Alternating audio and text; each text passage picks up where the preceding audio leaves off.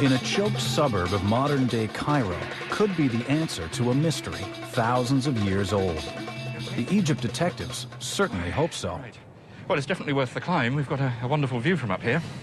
We're looking over the town and temple area of Heliopolis. When Dr. David Jeffries sees this view, he doesn't see Cairo, but one of the greatest religious complexes ever built, Heliopolis. It's long since been destroyed, but emerging from the choking haze, there is one vital clue left standing. It's an obelisk built many years after the pyramids, but the two are closely linked. It marks the spot where a massive temple once stood, a temple devoted to the sun god, Re.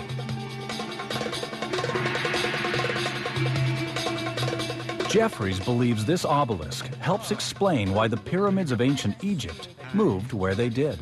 Right, well, here's the obelisk. In order to be comfortable, shall we just go over into the shade? I think that's a good idea. Discuss this. Yeah. Right, well, we're standing here in Sun City. We're trying to find a spot out of the sun, at least. Let's talk about it here. So if we've got a huge sun temple and pharaohs who are building pyramids who are associated with the sun cult, what's the link? Well, it's interesting because the whole question of the distribution of pyramids is not really well understood. They seem to skip about in an almost random way. Yeah. But one thing that is significant is that when the sun cult becomes important to the royal family, they move to Giza and then to Abu Rawash, and really that's when the connection with the sun cult becomes really clear. Right. Raj-Edef, who is the first one to have Ra, the sun, Re, the sun, in his name, and to call himself the son of the sun, he builds at Abu Rawash, which is the most clearly visible from where we are at Heliopolis. And then all the Giza pyramids are in a direct line of sight with Heliopolis.